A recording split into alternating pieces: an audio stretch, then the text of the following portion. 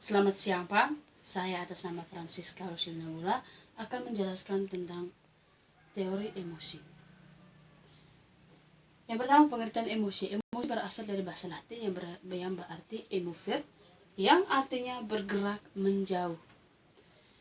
Emosi juga adalah perasaan intens yang ditujukan pada seseorang atau sesuatu.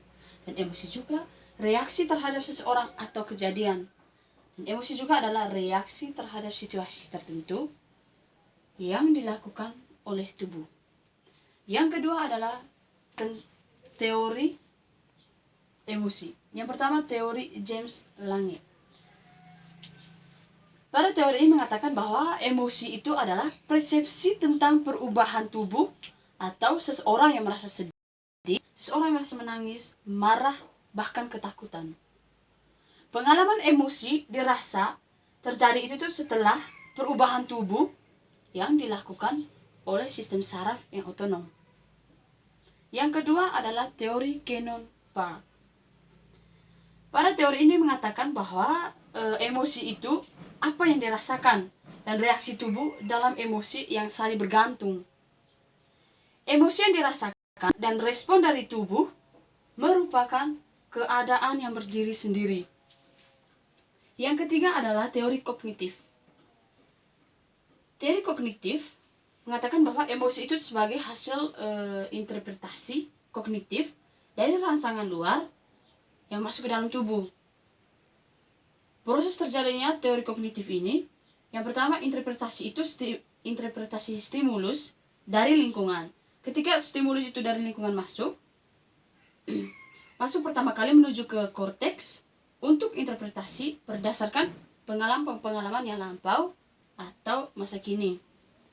Dan yang keempat adalah teori emosi dan motivasi. Teori emosi dan motivasi ini berjalan bersamaan. Teori mengatakan bahwa emosi itu merupakan energi bagi dorongan-dorongan yang selalu muncul bersama.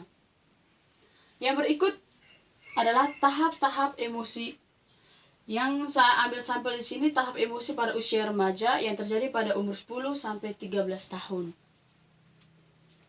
Pada tahap ini masih memperlihatkan kedekatan serta ketergantungan orang tuanya. Maksud dari masih memperlihat kedekatan serta ketergantungan orang tuanya, contohnya ketika dia di rumah, orang tuanya sedang marah, akhirnya buat dia emosi, akhirnya dia membuat kelompok bersama teman terdekat. Dengan membuat kelompok bersama teman terdekat ini, akhirnya emosinya itu akan menghilang. Dan akhirnya dia mulai mencari identitas diri dan memperlihatkan kemandiriannya kepada orang tuanya, bahkan kepada temannya. Yang ketiga adalah jenis-jenis emosi. Yang pertama, emosi senang.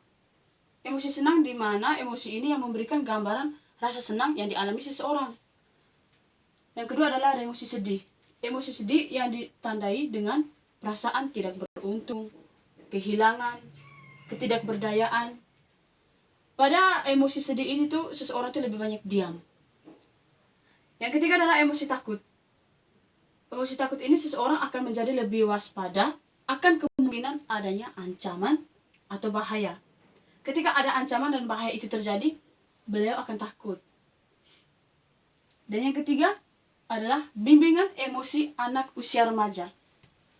Yang pertama, kita harus mengerti bahwa tidak nyaman juga bagi anak merasa sedih.